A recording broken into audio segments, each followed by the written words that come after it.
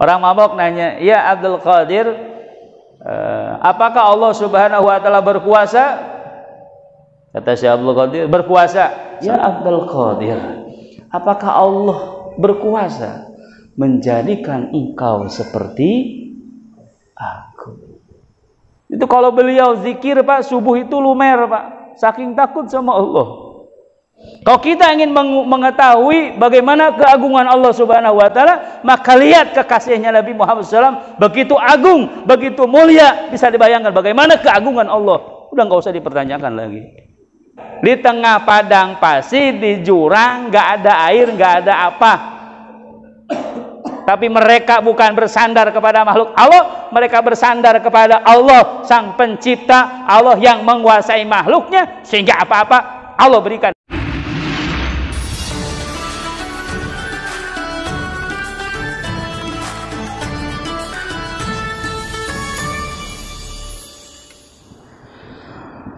Assalamualaikum warahmatullahi wabarakatuh.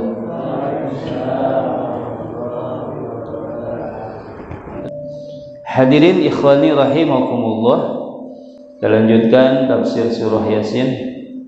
A'udzu billahi samii'il 'aliim minasy syaithaanir rajiim. Bismillahirrahmanirrahim. Wa dzukira fi tafsirin akhara. Disebutkan di dalam tafsir yang lain, ini masih menjelaskan surah Yasin ayat ke-36. Karena di sana ada kalimat subhanalladzi khalaqal azwaja kullaha mimma tumbitul ardu wa min anfusihim wa mimma la ya'lamun. Ini masih menjelaskan kalimat wa mimma la ya'lamun, yang artinya bahwasannya dan dari mereka maupun dari apa yang tidak mereka ketahui. Jadi ini banyak pentafsiran akan kalimat ini dari beberapa riwayat. Maka dikatakan di sana bahwa wa dzukira fi tafsirin akhra, disebutkan dalam tafsir yang lain al-muradu, yang dimaksud dengan mimma la ya'lamuna, innallaha ta'ala, sesungguhnya Allah Subhanahu wa ta'ala khalaqa, Allah menciptakan. Jadi ini adalah daripada af'alnya Allah Subhanahu wa ta'ala, sifat jaiz bagi Allah Subhanahu wa ta'ala. Sifat jaiz bagi Allah adalah Allah itu ijad wa idam. Allah menciptakan dan Allah meniadakan. Maka khalaqa di sini Allah menciptakan makhluk yang diciptakan. Allah adalah Khaliq, Sang Pencipta. Sang Pencipta yang dalam penciptaannya tidak membutuhkan kepada hal yang lain. Maka di dalam Asmaul Husna ada Al-Badi. Al-Badi'u, Allah membuat sesuatu, menciptakan sesuatu tanpa mencontoh kepada yang lain. Kalau makhluk Allah kan begitu. Mungkin antum semua ada istilah renovasi, ada istilah apa sih, inovasi ya, inovasi inovatif ya. Jadi diperbaharui. Jadi hal-hal tersebut dibuat karena melihat sebelumnya. Maka katanya kalau pabrik-pabrik, saingan pabrik itu dibeli pabrik yang lain, produknya dibeli, dipelajari. Nah, apa yang bisa kita buat? Kita harus bisa lebih dari ini. Itulah makhluknya Allah. Tapi kalau Allah tidak seperti itu, kalau Allah Subhanahu wa ta'ala menciptakan, tidak membutuhkan yang lainnya, dalam arti tidak mencontoh kepada yang lain. Kalaupun ada ciptaan Allah yang sifatnya ada kekurangan, Pak. Kekurangan itu gini, maaf. Jadi ketika ada ciptaan Allah yang di luar kebiasaan, misal kambing kakinya normalnya 4. Ini 3 Pak. Itu kan di luar ya. Di luar yang kebiasaan secara adat itu 4 kaki kambing itu. Ada yang menyebutkan 2 yang depan tangan, itu ada yang menyebutkan begitu. Ya artinya kan ada 4 ya. Ternyata ini 3. Bukan berarti Allah salah. Wah ini kesalahan Allah kudu nama 4 geuning 3. Sebetulnya ini begitu mudahnya Allah sehingga Allah bisa menciptakan sesuatu bagaimana dengan iradahnya, bagaimana dengan kehendaknya. Bahasa ininya mah suka-suka Allah. Kita nggak boleh ikut campur, kita tidak boleh memprotes, apalagi kita menganggap bahwa itu adalah kesalahan. Naudzubillah min dzalik. Jadi jangankan Allah Subhanahu wa taala yang Maha Agung, kita saja membuat sesuatu dan sesuatu yang kita buat ternyata tidak cocok, tidak sesuai, itu yang kita buat pan nggak protes. Betul nggak? Antum bikin mobil terus nggak sesuai, mobilnya protes nggak? Nggak ya. Bikin kursinya kan nggak protes.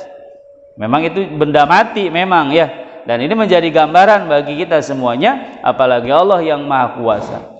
Begitu mudahnya Allah menciptakan sesuatu, dan itu menurut kehendak Allah Subhanahu wa taala, tidak ada yang bisa ikut campur tangan akan hal tersebut. Maka itu wewenangnya Allah Subhanahu wa taala. Sebetulnya kita mah tinggal ngikutin lah, nggak usah susah-susah. Ini orang yang suka ikut-ikutan, mikirin, ikut campur, maka repot. Kita mah pan enak ya, udah disiapin segala sesuatunya, garisnya sudah jelas, kita udah jelas ke surga ke neraka ini udah ditulis. Antum termasuk saya sudah ditulis, ke surga ke nerakanya sudah ada tulisannya. Kita nggak usah, jangan-jangan kita kemana? Ke neraka ya, jangan-jangan kita kena neraka, betul ya? Ada nggak perasaan itu? Iya, Syekh Abdul Qadir. Cerita sedikit nih biar paham nih betapa kuasanya Allah. Tuan Syekh Abdul Qadir dikatakan beliau keluar dari pondoknya dengan santrinya. Di tengah jalan ketemu orang pemabuk, Pak. Pemabuk, jago mabuknya. Jadi bisa ngobrol. Di tukang mabuk liar keneh belum jago, Pak. Saya liar cenah lain ku mabok neangan sabotol di eueuh di leungit. Itu sampai begitu. Orang mabok nanya, "Ya Abdul Qadir, apakah Allah Subhanahu wa taala berkuasa?" Kata Syekh Abdul Qadir, "Berkuasa." 1, 3 kali nih, Pak. Yang kedua kali, "Apakah Allah berkuasa?" Qadir, "Berkuasa." Kata Syekh Abdul Qadir. Yang ketiga kali, "Apakah Allah berkuasa?" Kata Syekh Abdul Qadir. Nangis Syekh Abdul Qadir. Allah berkuasa, tapi Syekh Abdul Qadir nangis. Sontak santrinya nggak paham, sehingga tanya kan, "Ya Syekh, kenapa dalam 3 pertanyaan ini, ketika menjawab pertanyaan yang ketiga, kenapa Syekh menangis?" Maka dijelaskan oleh beliau. Yang pertama, orang pemabuk itu tanyakan, "Apakah Allah berkuasa memberikan aku jalan untuk tobat kepada Allah?" Allah Qadir, Allah berkuasa. 1. Maka kalau kita mengetahui ada orang yang kondisinya sedang maksiat, yang kondisinya pelaku dosa, baik kecil ataupun dosa besar, dia punya harapan Allah kasih dia pintu tobat. Maka kenapa ya kalau orang yang begitu suka panjang umur? Ustaz, saya punya kenalan, Ustaz. Cenah saya mah bingung kunaon eta jelema teh, ya Allah, pikeseleun pikasebeleun tapi eta geus kolot panjang keneh bae umurna. Jadi dia pengennya apa tuh? Ya kalau boleh, kalau bisa udahlah udahan, ngerusak Pak, ngeganggu Pak, bikin resah, teu bisa dicarek. Tapi antum tahu rahasia di balik itu, Allah kasih dia panjang umur, Allah kasih dia kesempatan untuk tobat sama Allah. Kalaupun dari itu Allah kasih kesempatan bagi dia untuk melakukan kebaikan. Itu mungkin terjadi terjadi, dan itu wewenangnya Allah, dan kita harus berharap dan husnudzon kepada siapapun akan mendapatkan peluang, mendapatkan ampunan Allah Subhanahu wa taala. Yang kedua, ya Abdul Qadir, apakah Allah berkuasa menjadikan aku seperti engkau? Yang aku adalah seorang pemabuk, Allah rubah menjadi engkau taat sama Allah Subhanahu wa taala. Kata Tuan Syekh Abdul Qadir, Allah Qadir, Allah berkuasa. Pertanyaan yang ketiga, ya Abdul Qadir, apakah Allah berkuasa menjadikan engkau seperti aku? Nangis ya Abdul Qadir. Jawaban beliau apa? Dengan tegas, Allah Qadir, Allah berkuasa. Seorang wali, raja wali, bayangkan, tidak merasa aman akan siksa Allah. Padahal beliau makannya itu 80 hari satu kali makan. Itu kalau beliau zikir Pak, subuh itu lumer Pak, saking takut sama Allah. Nanti datang waktu subuh beliau tubuhnya kembali. Itu di dalam manaqib beliau begitu. Beliau kembali bentuk seperti semula. Sehingga dikatakan oleh sahabatnya, ya Abdul Qadir, kenapa kamu kembali seperti semula? Takut ini jadi fitnah bagi umat. Orang yang begitu makomnya tinggi di sisi Allah Subhanahu wa taala, kekasih Allah yang bisa merebut ruh sahabatnya dari Israel. Bayangkan. Abdul Qadir rebut sahabatnya, udah dicabut nyawanya, Pak, direbut Pak. Bingung malaikat Israel. Sampaikan kepada Allah, biarin ya, dia suka-suka dia, jangan diganggu, biarin. Sehingga orang yang ketika dicabut ruhnya, direbut ruh sahabatnya, saat itu ada beberapa ruh yang kebawa kecabut, itu kembali lagi Pak. Insyaallah itu karamah Tuan Syekh Abdul Qadir Al-Jailani Qadasasirah. Itu beliau yang begitu makomnya tinggi, tidak merasa aman akan siksa Allah. Beliau sampaikan, Allah berkuasa merubah aku menjadi engkau seorang pemabuk. Nah, mudah-mudahan kita semua dengan keberkahan majlis ini, dengan keistiqomahan antum sekalian, kita oleh Allah Subhanahu wa taala dijaga dari perkara-perkara yang bisa menjatuhkan martabat kita menjadi martabat yang hina di sisi Allah Subhanahu wa taala. Nauzubillah min dzalik. Imam Hasan Basri, suatu ketika Allah buka kasaf Pak. Beliau melihat ahli neraka 1000 tahun di neraka diangkat dari neraka Pak. Dari neraka diangkat Pak. Selama 1000 tahun di neraka diangkat. Apa kata beliau? Ya Allah, mudah-mudahan orang itu nanti adalah aku. Beliau yang begitu bersih hatinya, beliau ahli sufi. Beliau bisa kasab, bisa mendengar sesuatu yang gaib. Apa yang beliau sampaikan? Mudah-mudahan ya Rabb, pemuda itu adalah aku. Artinya beliau menginginkan tidak mau langgeng di dalam neraka. Kalau ulama-ulama itu meyakini bahwa ibadahnya itu tidak diterima sama Allah, salatnya tidak diterima oleh Allah Subhanahu wa taala, mereka meyakini akan hal itu. Justru ternyata dikatakan oleh Syekh Nawawi Al-Bantani di dalam Nasyaihul Ibad, dikatakan bahwa ketika orang merasa dirinya rusak ibadahnya, itulah ciri-ciri diterima oleh Allah Subhanahu wa taala. Kenapa? Karena orang yang berkeyakinan seperti itu akan terus memperbaiki dan meningkatkan kualitas ibadahnya kepada Allah Subhanahu wa taala. Tapi sebaliknya, ketika seseorang merasa ibadahnya sudah benar, ibadahnya sudah baik, maka sikap yang akan dilakukan adalah dia merasa tenang, merasa nyaman. Dia tenang, sholat nate. Malah kemarin di pengajian Kismis itu Kiai Muhyiddin Abdul Jabbar, itu beliau ajengan rawing ya. Itu insya Allah di Al Barokah saya akan mengundang beliau nanti maulid Ustaz. Kemarin sudah sudah bisa beliau hadir nanti di majelis saya. Insya Allah antum akan saya undang, insya Allah ya. Itu ulama kita, beliau mencontohkan luar biasa. Katanya beliau, ada orang yang bertanya kepada beliau, Maji, beliau disapa akrabnya begitu Mang Haji. di surga ada bakso nggak? Pertanyaannya ya. Karena mungkin dia pecinta. Afwan ini contoh saja. Apa kata Mang Haji jawabannya? Iya, ulah nanya gitu. Kamu masuk surga enggak nanti? Gitu kan pertanyaannya ya. Jadi itu terlalu pede, kepedean, sehingga nanya di sana ada nggak bakso. Jadi seolah-olah dia akan masuk ke mana? Itu udah siapa yang menjamin diri yang nanya seperti itu masuk surganya Allah? Justru pertanyaannya, antum masuk surga enggak? Kan begitu.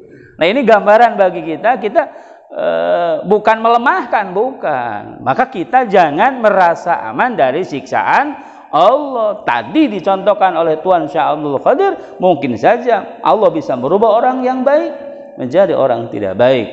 Tapi secara keseluruhan yang banyak Allah rubah adalah orang yang tidak baik menjadi baik. Itu hanya sebagian kecil, Pak. Sebagian kecil. Untuk contoh bagi kita umatnya. Seperti Barsiso ya.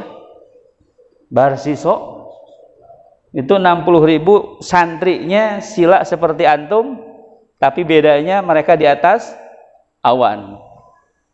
Itu muridnya, Ustaz. Bisa dibayangkan bagaimana Barsisonya? Masya Allah. Itu muridnya. Ya, dianya itu berarti lebih dari itu. Maka kalau kita mau menunjukkan kehebatan baginda Nabi Muhammad SAW, lihat saja umatnya Tuhan Syekh Abdul Qadir begitu hebat, bagaimana nabinya. Jadi nggak usah nanya lagi bagaimana mujizat Nabi, nggak usah. Lihat saja umatnya, ulamanya begitu luar biasa. Kalau kita ingin mengetahui bagaimana keagungan Allah Subhanahu Wa Taala, maka lihat kekasihnya Nabi Muhammad SAW begitu agung, begitu mulia, bisa dibayangkan bagaimana keagungan Allah. Udah nggak usah dipertanyakan lagi. Betapa agungnya Allah Subhanahu Wa Taala. Ini gambaran bagi kita. Ya makhluk Allah saja begitu hebat, Pak. Ini alat-alat sekarang kan canggih, betul nggak ya? Ini mobil sekarang tuh serba sensor, Pak. Insya Allah buka bagasi aja di toel pinggirnya, Pak, bagasinya ngebuka. Pan orang marah rese, tina handapun jokus ditarik, hese keneh muka. Pan, iya kan? Ya nggak tahu lah, susah macet, tapi saking hebatnya pemikiran akal yang Allah berikan kepada makhluknya itu luar biasa. Makanya orang Jepang, orang Cina itu mereka hebat. Itu karunia siapa? Allah. Itu Allah yang kasih. Itu bagian daripada kecil ilmu Allah Subhanahu Wa Taala. Itu jangan diremehkan. Kenapa sih mereka yang hebat bukan Islam? Islam juga hebat. Cuma Allah nggak mau Islam disibukkan dengan begitu. Antum mah tinggal beli, Pak, nggak usah ikut bikin riweuh. Anggeus moal. Kata guru saya begitu, Pak. Hebat cina orang.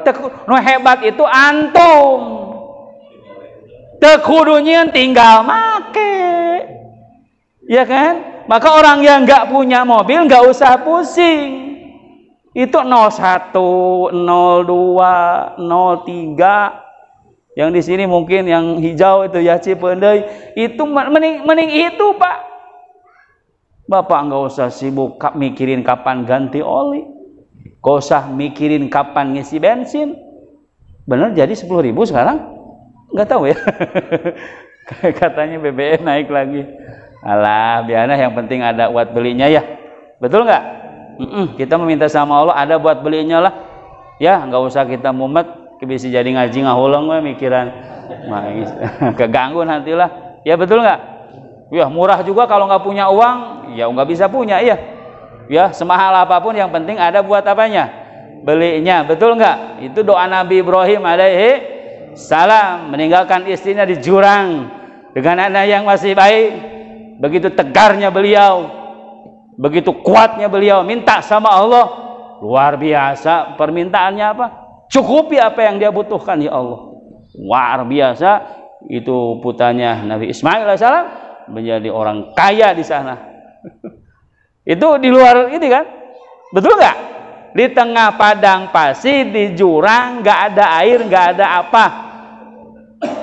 tapi mereka bukan bersandar kepada makhluk Allah, mereka bersandar kepada Allah sang pencipta, Allah yang menguasai makhluknya, sehingga apa-apa Allah berikan. Amal juga berdakwah ke alam jin, Pak.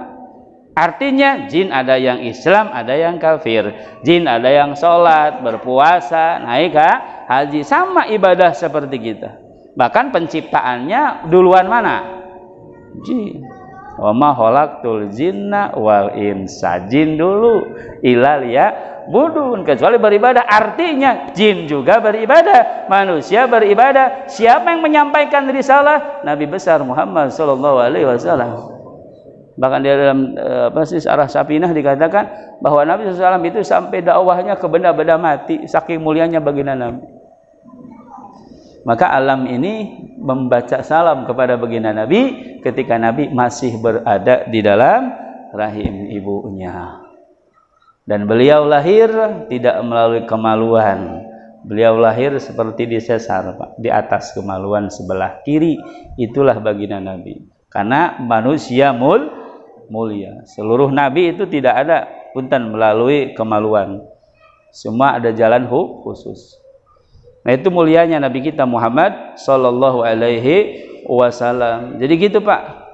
Ternyata jin Islam itu ternyata bedegong, kata guru saya. Tate anu bisa dibayangkan, Pak, yang kafirnya mentak suka iseng ya, itu di pondok bener, Pak. Ada orang dipindahin kemana? Ke Bedug tuh di Tasik, ini orang Singaparna nih, lama di sana. Itu kisahnya betul, Pak. Saya pekerjaan, Pak, seminggu sekali itu kena erup-erup. Tahu nggak erup-erup? Ustaz, bahasa Indonesianya apa erup-erup? Ada nggak yang tahu?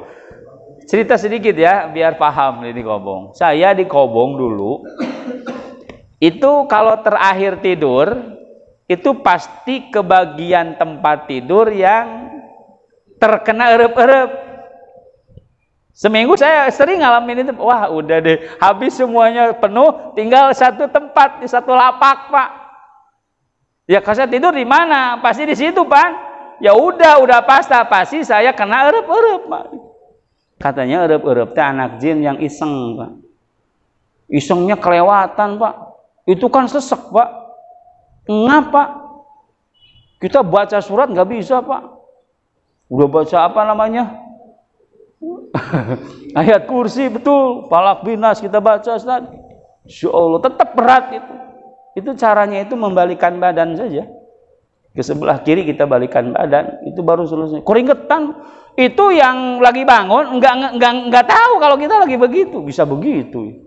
Jadi kita sendiri yang merasakan. Kita minta tolong, ini pengalaman. Kita minta tolong, kok nggak digubris? Karena orang nggak melihat kalau kita lagi begitu.